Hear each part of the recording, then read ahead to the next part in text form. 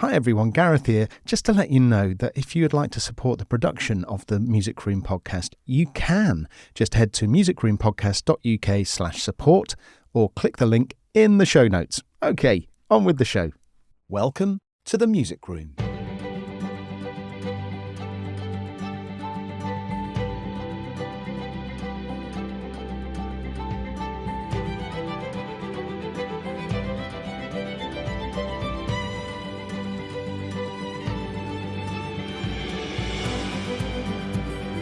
This time in the Music Room. And so it turns out I was good at it. And I say that, I'm not jumping ahead in time, but I do want to say this just so that your listeners don't think that I'm some sort of arrogant person. I was very talented for my age. And then my age caught up with my talent. Welcome to the Music Room, the podcast where I chat with composers, songwriters and musicians about their musical careers before going back in time to find out how it all began for them.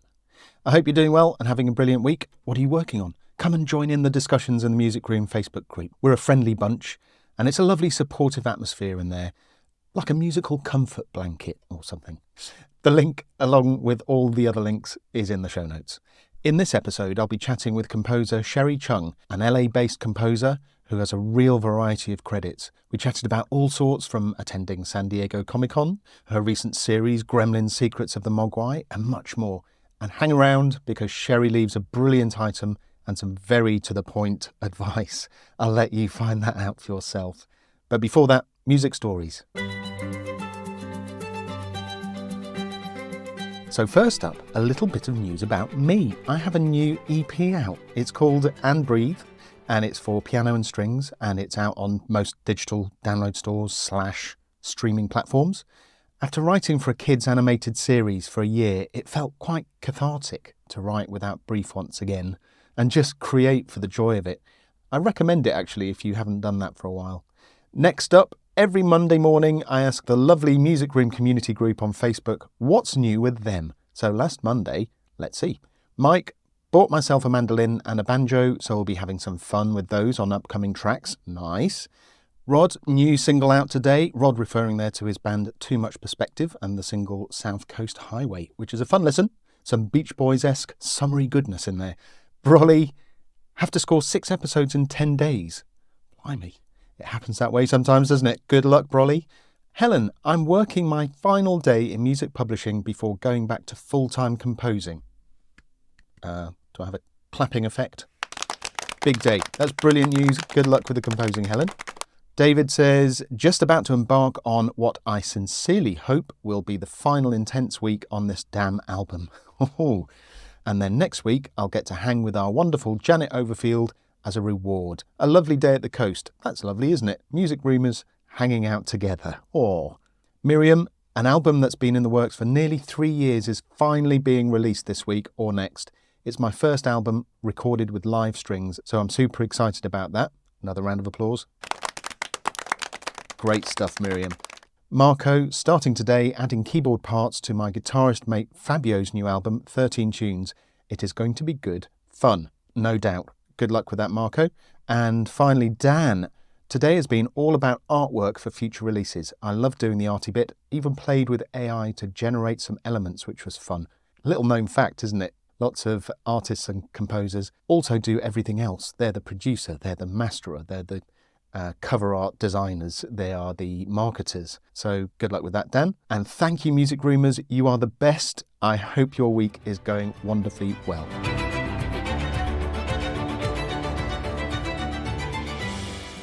Award-winning composer Sherri Chung is a composer for film and television. Her music transcends genre and fuses inspirations, both traditional and emerging, in support of filmmakers' visions worldwide. Sherri currently composes the scores for Kung Fu, for CW, HBO Max Amblin's upcoming animated series Gremlins Secrets of the Mogwai, and most recently the upcoming Netflix feature film Happiness for Beginners and NBC's Found, airing this autumn. Frequently recognised for her other television credits, including the CW network series Batwoman and Riverdale, NBC's Blind Spot and Ava DuVernay's limited series The Red Line, she's also scored numerous feature films, documentaries and commercials. Recent film credits include Warner Brothers Studios' Nancy Drew and The Hidden Staircase, and The Lost Husband. The latter garnered her a Society of Composers and Lyricists nomination for Best Score for an Independent Studio Film. An active member of the film music industry, Sherri also serves as a governor of the music branch of the Television Academy. Got all that? Let's catch up with Sherri to find out more. Sherri Chung, composer, welcome to the Music Room. Thank you so much, Gareth. It's awesome to be here. You're in LA and we managed the time difference somehow. How are you today? How is LA today? I'm very well. The weather is fantastic. It's wonderful. It's not too hot. It's not too anything. We've had a little bit of overcast yesterday, so we're all kind of ready to stick with summertime. But I'm doing very well. Thank you. Very good. Have you just been to San Diego Comic-Con? Did I see that on your socials? Yes, I did a couple of panels there. I forget the names of them, but one of them had a bunch of. I can tell you if you like. Oh, amazing! Let's remind my. Well, one of them, the fan favorites behind the scenes of popular film and TV shows. Was that one? That was one. Yes, that sounds familiar. Okay. There's another one. I forget. Yeah, I don't know that. Yeah, bye. Yes, no, I believe that one was a number of different crafts. So I was the only composer, but there were some VFX people, some sound, just like sound effects. There was a costume designer, and then there was I don't think they like to be called dub mixers, but sound mixers, I think is the proper way. In any case, but yeah, so that was a great one, and they really great shows, and just it's kind of nice to be on a panel with other crafts, other professions. Good way to just kind of riff off each other and be like, oh, I never knew that was the process in that show, or the process of costume designers, that kind of thing. And then the other panel was composers of various shows and films, so that was also very fun, and they were great turnouts, especially given that there was not a studio representation, there was not a actor or celebrity representation, that the turnout for the fans was actually still quite good. Yeah, in my experience, I don't tend to mix a lot with other people on productions. It tends to be the composer's way, doesn't it? You spend a lot of time in isolation doing what you do. So that must be nice to be on stage with other people from other parts of the production. It makes you realize what a jigsaw it is, a production, doesn't it? Amazing. It's a pretty remarkable thing. I mean, I've been thinking about this. I'm like, there's like a couple of wonders of like, life. One of them's like our postal system. How the heck does that work? I'm like, wow, how does that work? And then honestly, just the making of what I would consider a successful television show or a movie. Like, so many components have to be just to get it made, sure, but to make it good, to make it something that audiences really enjoy, or to make it something that rises to the top, is remarkable. Everything kind of has to be flawless, and so it is kind of nice to talk about that with the other professions, the other crafts on the project. The last couple of years, I've been what I like to call, in fact, what I've been credited as a stunt performer on a drama.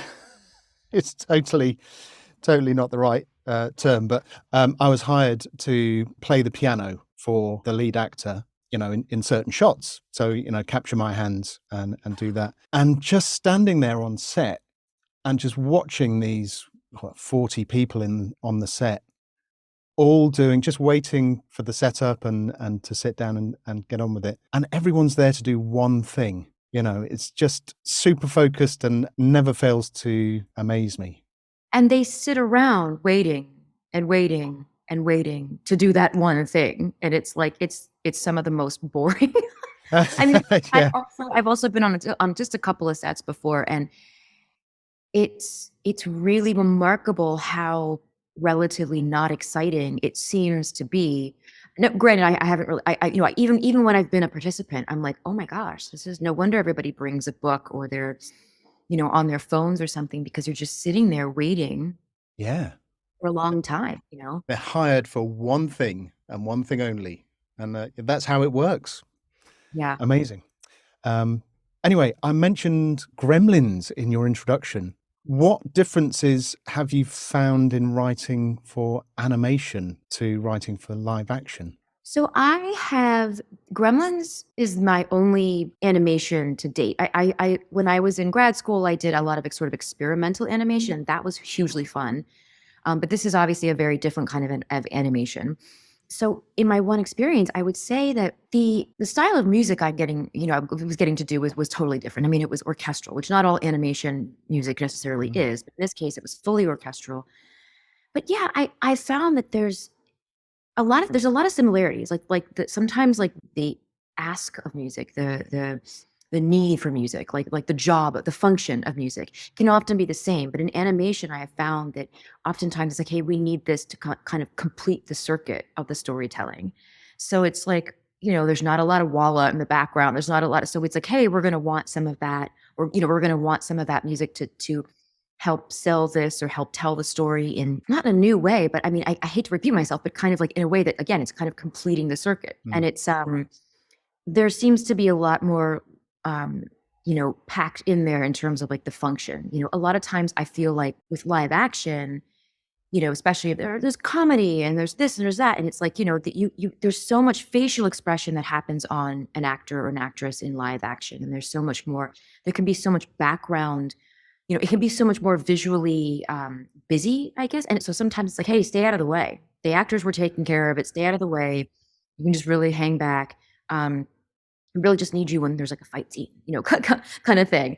But Yeah. with animation, especially like let's say in the first episode of Gremlins, there's this whole basically we're figuring out how Gizmo got from his, Valley of Jade paradise to this harsh, terrible human world out in the big bad, and it's from this bird. This hawk comes down and just like and it just but in order to create the mayhem, it's like the music had to do a lot more to kind of show the terror and the adventure of him flying on this bird. I mean, there's in some cases there's a lot more suspension of disbelief Yeah. that I have found in animation, and there's a lot more turning on a dime. It doesn't have to be that way. And again, not all animation is like this, but my experience on this one was some things I played through, and sometimes I was like, oh, we really need to really do a sharp turn here. And that doesn't. I don't. I feel like when that happens in live action, that can turn out to be a little cheesy, unless that's the Yeah. way it's trying to go. It's trying to be sort of a bit more campy. But in Mm. general, yeah, that's not really asked of me or of the music, in a live action setting. Yeah. My one big direction for the last animated series I did was highlight the wonk. It's leaning into those moments and just like you say, it's propping it up, supporting it in any way you can, really. Yeah, and So yeah. there's also something interesting about it too, that at least my experience on this one is that the creators and showrunners were so excited for any of my ideas. And I think they were just really open to all of that. And I think that's kind of a newer experience, but I think there's also a reason for that because they know what they're making. They're making this fictitious species, in a legendary, franchise kind of thing. And I just feel like kind of anything goes, I mean, within certain parameters. Once we had established those parameters, anything kind of goes in that world. And I feel like in live action, a lot of times the notes that I get are just like, we don't really want to manipulate the audience. I think, I think the audience signed up to be taken on a journey to be manipulated. There's this sort of unspoken agreement that I think an audience has when they go and they start a show or sit down on their couch or go to a theater. They're like, lie to me. I want to be, I want to be lied to. I want to be manipulated, and that, Yeah. I know I mean that in a like genuine way, not a negative way. So I've never experienced that in the 3 years that I worked on the show. I never experienced that on Gremlins. And no one says, "Well, we Yeah. don't really wanna push the audience too far." And like, "What?" They're like, "No, go for it. It needs to be scarier. It needs to be funnier. It needs to be bigger and more adventurous." And so it's, yeah, it's interesting. That's the best case scenario, though, isn't it? To have a production who want to hear your ideas, who are open to it, and to actually let you do your job. You've been Absolutely. hired to do a certain thing. So that's really Absolutely. nice to hear. Really nice to hear. Okay, well, we're up to date. Are you ready to go back in time? Yes, let's go back in time.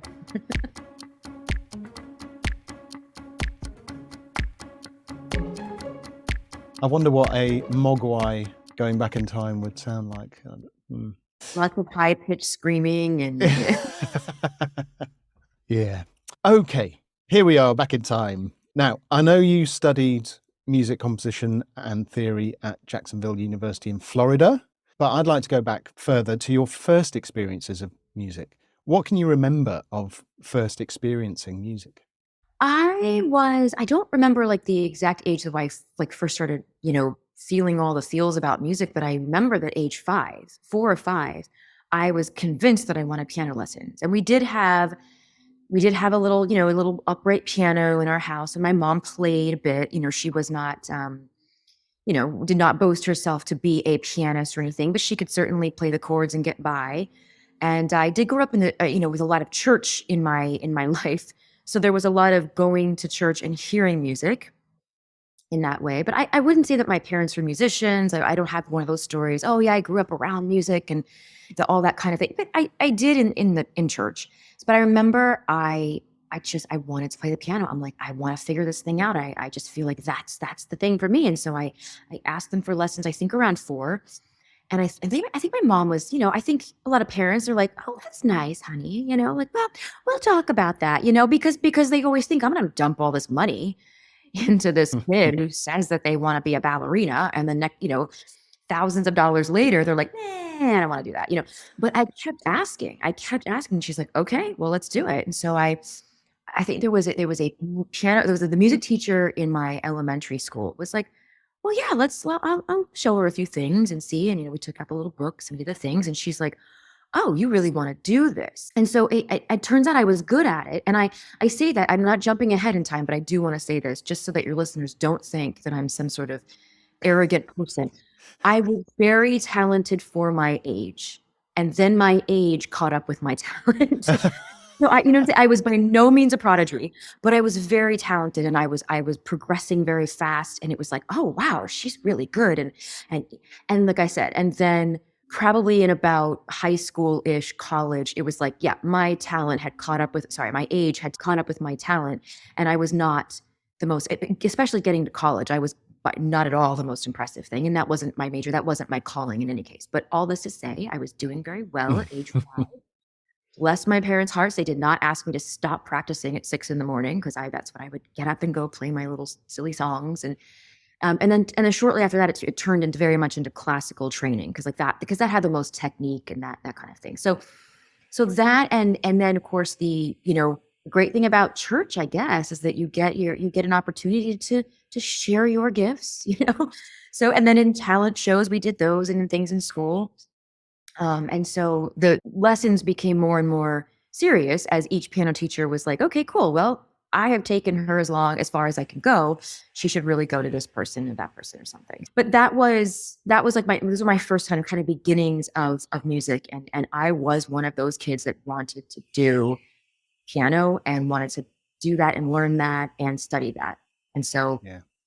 my parents were able to make that happen for me. Fantastic. You mentioned church and piano lessons, and I assume that they all kind of ran parallel. You're performing things in church groups, you're learning the piano, you're going through the grades, doing your scales and practicing. Were you good at practicing? I have a lot of guests who say they hated practice and they would practice 20 minutes before the lessons. And I loved it. I was super serious about it. I was one of those. I loved it. I wanted to play all the time. I mean, there were definitely things that I found difficult. At the very beginning, it's like reading music, getting faster at sight reading. I was actually never quite very fast at sight reading, and that was frustrating. 'Cause but the playing and the studying, the practicing, 100%, that was me. Yeah. I thought for a while that I wanted to be a classical performer. And then I had a really bad experience performing one time, and I just blanked and I could never get it back. And it threw me for a loop. But I think more than that, or sort of parallel to that, was I realized I liked performing, but not classically. I loved the classical training because I loved the technique of it. But I was also, getting more into the creative side. I was also singing. I hesitate to call myself a singer, but I do sing. And I had also sang in all the choirs and even in school choruses. But I realized because I also accompanied for a lot of people, even in 7th grade, I was starting to accompany the school choirs. And I found that way more exciting than the actual performing. And because it was a performance, right? Because you were performing with the groups, you know, but it was like a different kind of spotlight. It was a different kind of spotlight. And I enjoyed that much better. It was also kind of more pop music. It was, you know, like whatever your school choirs are going to sing. It's not, you know, Bach and Mozart. And I love those as well, but it was, you know, it was a little more exciting. And then around that same time, I would just start singing and using my voice as another instrument. I would write some lyrics and write some songs, but I realized, and it's honestly, it's a tool that I use now in my writing where I'm like, I've got a whole rhythm section in my left hand. You know, I've got a whole rhythm section, and in my right hand now can be chordal, and or it can be, you know, adding to the whole rhythm. And then my voice could be a separate instrument entirely, even if it's not a song that I'm writing, even if it's just creating because I'm trying to do, you know, something orchestral or something instrumental only. So it's like I use, you know, I haven't quite figured out how to get my foot or the elbows, but I definitely am using voice to do a lot of this. So, but so that was kind of for me in my mind more of a transition of how I'm like, I don't think this classical thing is for me, and I think you know, I think it's more just. But yeah, I got super creative about it, and I kind of went more towards that. So Nice. So just going back to that for a second, you, to this day, if you're figuring something out for an orchestra, will kind of designate a hand for rhythm, designate a hand for. That's yeah, really cool. That's a I mean, very interesting technique. it's interesting, and I have to say, I will share with the listeners too that I obviously can read music, and I grew up reading music, and I do read. And this is the great thing about being a pianist is you learn both clefs, you know, where a lot of people just learn the one. I mean, there's actually, as we know, more clefs than just treble and bass, but I was learning those clefs simultaneously. And then because I did go to school for composition and theory, and even long before that, I was nerding out. I was taking all the theory classes, and I went to all the music camps and the band camps and the church band camps, and you know, taking conducting and all of those things and score reading. So I was learning all that before I got to college. But even in college, you know, and back then I had to be pencil and paper because the school that I was going to at the time was just getting into the notation software programs and Logic. We were just getting into it. We weren't quite advanced. I was part of like the, you know, the legacy program, you know, where you're starting all those things the first time. Or had I gone to some of the other schools that I'd gotten into, like Berkeley and Boston, which I did get into, I was like, oh, I couldn't go because of finances, but they were already well on top of that. So the reason I'm saying this is because I was so slow with pencil and paper. I was so slow with it because I was like, you know, it's like learning how to write while my brain was working faster than what I could notate. And I found that very frustrating. And so I was like, screw it. I'm just going to memorize it, you know, or I'm going to make my own little notation chicken scratch. Or get one of those little digital recorders and just record it with my voice over it. And then I would play the recording back and sing and play on top of that and try to get like another recorder to kind of, you know, I mean, so it was, but my point is like, I think I used it all as a tool because I found my current abilities and and availabilities of notating my ideas or representing my ideas to be incredibly frustrating. And I couldn't keep all my ideas in my head because I'm writing for a larger group or an orchestra, or I'm trying to at the time, you know. And it was just, you know, so finally when the technology that was available to me really caught up in my abilities, I was like, oh, this is great. But I still use it as again, I read music, but I still use my ear and my hands and my voice to write in layers. It's very interesting.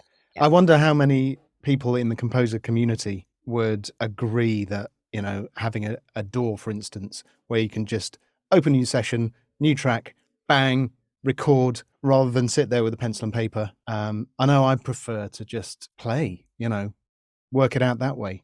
Think about it, maybe play for a while and then just hit record and do that. Oh, that's what you know what, I don't know how many of your listeners use Logic, but what I discovered about Logic, was the capture record. That blew my mind. That changed everything for me because my performances are different. My performance, because I don't perform as much anymore, but in terms of band or singer-songwriter stuff, it's a different kind of performance.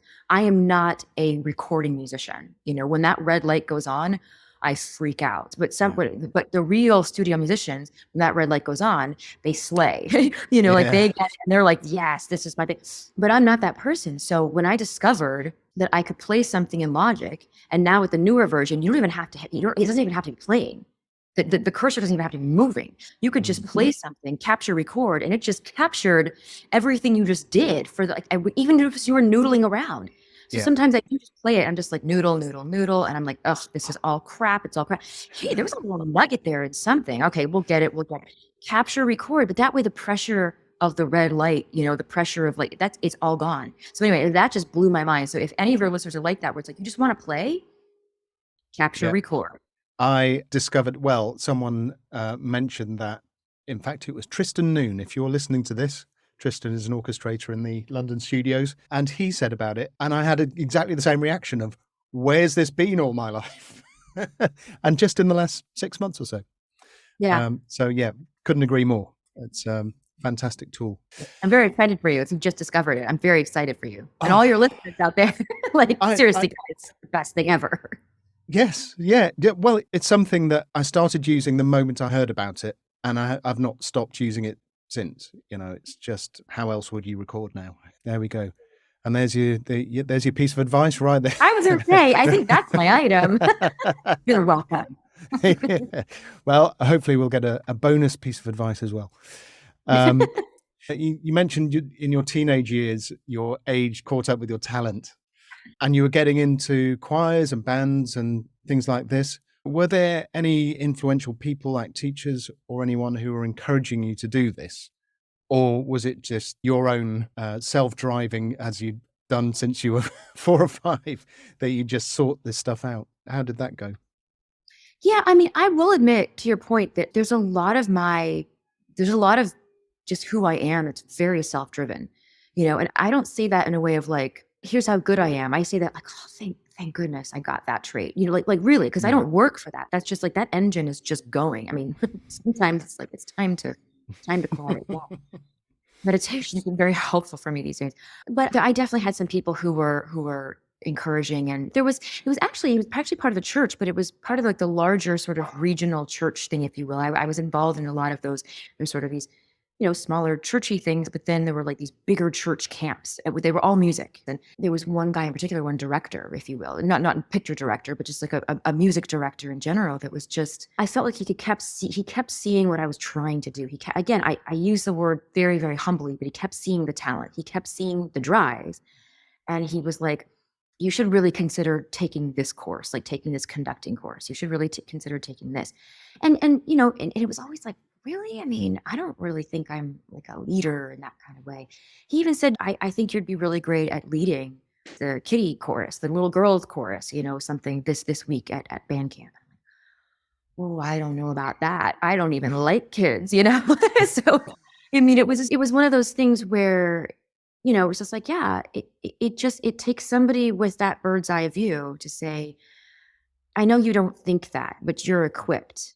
You're ready to learn that. So I would say that he was very, very pivotal in getting me more involved in not just music, but music professions and music crafts, leading a choir, conducting a band or an orchestra, being a leader of in any way, shape, or form. And honestly, I realize now, and because you do this as well, and if any of your listeners in this industry, in this film music industry, it's so much more than just writing the music.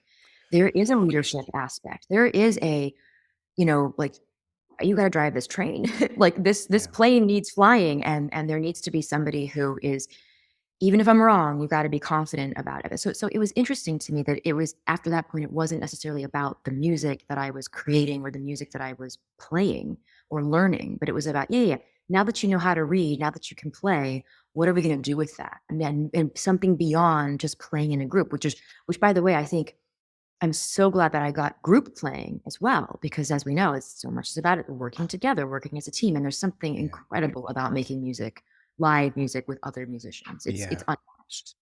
For sure. Yes, a previous guest of mine, Segun Akinola, he described it as being the head of a department. You're not just hired as the composer. You're hired as the person who organizes the music, not just the notes, but the whole thing, isn't it? You have your team around you. So, Absolutely. yeah, I thought that was a very good way of describing it. So, Sherri, I ask all of my guests to leave an item and a piece of advice in the music room for others to find. What item? And I don't know anything about this, by the way, so I'm really intrigued. What item would you like to leave? There's a book. It's probably very outdated, and I think it's exactly a reason that it should be read and explored and cover to cover, called On the Track Ooh, by Fred Carlin. okay. So I read this book when I was in Florida, trying to figure out how the hell to get myself to Los Angeles, how the heck I was going to learn the things. I felt so far removed, like Jacksonville, Florida. What is that even, right? How so far removed? I didn't know the things. I had graduated. I had done my undergrad in composition theory, and I was looking online for. I want to go to grad school. I want. How do I do this? And I came upon all this like reading literature and the things you can, like workshops you might be able to apply for. And this is back in 2000, like one or two or three or something like that. I don't know. It's one of those years. And I came on this book and somebody said, you should read On the Track. And it's complete with pictures and people and photocopies of old click track, like the book, like the click book, Right, like, wow. before we were generating click through our computers. And back then, I mean, it wasn't as, I think it was a tiny bit dated, only a tiny bit dated back then. So now, how many ever years later, it's going to be incredibly outdated. And I think it's really important for people, composers getting into this industry to learn from, because you're learning your history and you're learning the foundation, you're learning all the things that come before you. And I don't just mean like all the battles that were fought and won on your behalf so you could have these great things, which I do think there's some of that in there. But I think that there's something important about learning the craft, because I feel like I'm a composer first, then I'm a film composer, film and Yeah. TV composer, because I feel like that is a completely separate craft entirely. And people who are amazing at writing concert music are not necessarily going to be able to work within the parameters of what film and television composing is: deadlines, budget constraints, assholes. You know what I'm saying? Like, and getting notes in the last minute. Somebody saying, "I don't like that. I just don't like it. Do you have any specific notes about what you don't like?" No, I don't like it. Yeah. Or saying, "Hey, I really want it to sound like that composer or that score." There's all kinds of things that have nothing to do with the writing of music. And I feel like in this book, it's focusing on that. It's focusing on the actual craft of not just of the logistics of writing in our field and dealing with the things. And I just think it's good to know. I think it's really, and I think the more you know, the better it makes you, just in terms of a leader, in terms of that head of department. So On the Track, Fred Carlin, and there's some other people credited in there as well. And you get lots of great quotes and some throwback pictures and photos and everything. But that book excited me because I'm sitting there in Jacksonville, Florida, in middle of, the furthest place that I can think of maybe from being out here, and not just geography wise, but just Yeah. mindset. How will I ever do that? But that book gave me a lot of excitement and hope. Just if anything, because it made me feel like, oh, I'm like a part of this because I'm learning about this, and that's so cool. So that would be the item that I am leaving. That's fabulous. I'm going to seek that out myself, actually, and have a little look. What advice would you like to leave in the music room? I've got two, and they're kind of the same thing. They're really short. They're little sound bites. Okay. I've always been told you have a couple of sound bites ready. It's not as effective when you tell everybody that they're sound bites. One of them is do the work, don't be a jerk. And it's kind of like the same as my other one, which is show up and shut up. Yeah. It's a difficult industry. It's a difficult industry. Do the work. You're not well, and I say this with respect, so please understand, for all your listeners, I'm just talking about my experience in the industry, which has been, it runs the gamut, but it's been largely very, very positive. That most of the time you're not being put down in the way that you think you are. It's not because of how you identify or because maybe because maybe your music isn't, is wonderful. It's amazing. You shouldn't take it personally.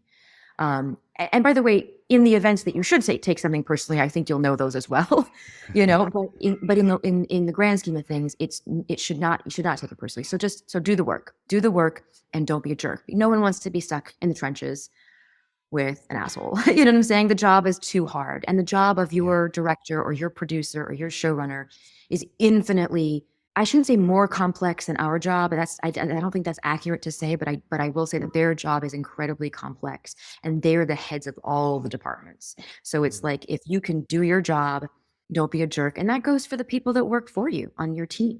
Yeah. Same thing as like showing up, which is just show up and mouth closed, learn something, ears open, learn something, come from a place of curiosity. Anyways, it's very long-winded, but it's all kind of like well, no, I think they're very concise, actually, those bits of advice. And it's I think it's related to time. No one's got time to be unpacking all these things. It's get to the resolution and get it done, like you say. There's another thing related to that, which is about notes. Notes can be quite terrifying when you're new to the kind of process, but actually notes are fabulous. They get you there so much quicker.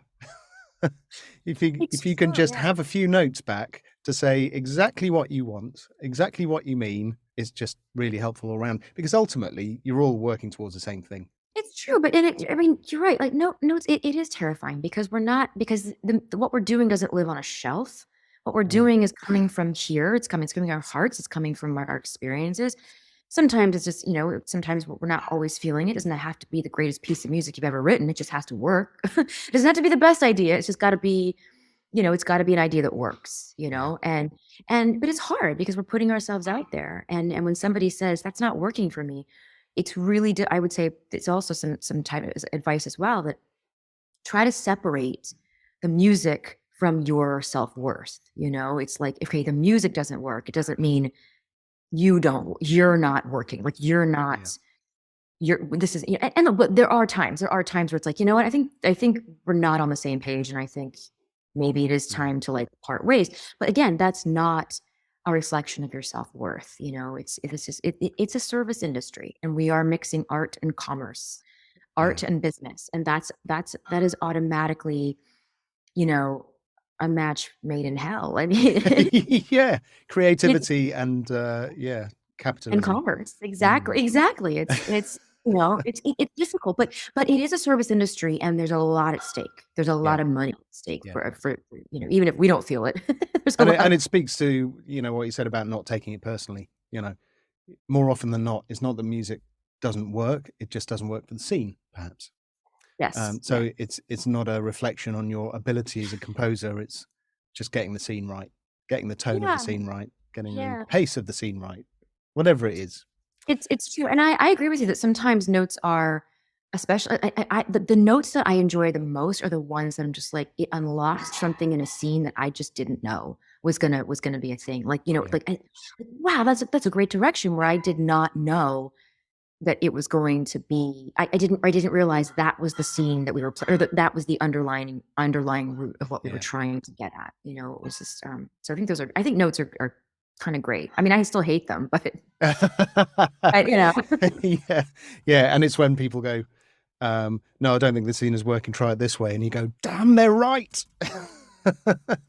It's equally upsetting when it's like, they're so wrong. They are so wrong. Yes. Right. My way was the right time the first time. But you know what? I will say this, sometimes the best time is if I just let it go. You know what? If they thought that the scene was, or they thought something was funny and I thought it was more serious, and if they're hearing funny, it's funny. Just let it go. It's funny. You are never going to convince them, you can.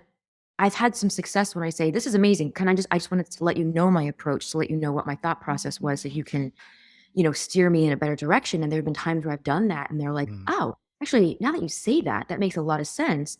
Let's hear that again. Let's watch that again. I totally agree with you. Let's go with that. And there's been times where we do that. And they're like, I totally see your point, but I still want to do this. Great. Thank you so much for hearing me, for listening to me. Thank you for making this a conversation and not just like a dictatorship kind of thing. So absolutely. Yes, you're right. And that's the best relationship, isn't it? Where both sides are open to ideas and change. Yeah, very much. You're listening to Composers Therapy podcast. I think we do need that, actually. Yeah, but there we go. That comes full circle to do the work, don't be a jerk. Definitely going in the music room. Sherri, it has been a joy chatting with you. Thank you for joining me in the music room.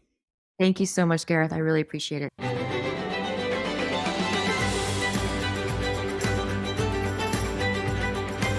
Thanks for listening to the Music Room podcast today. If you'd like to know more about the show or the community that surrounds it, head to musicroom.community. The link is in the show notes.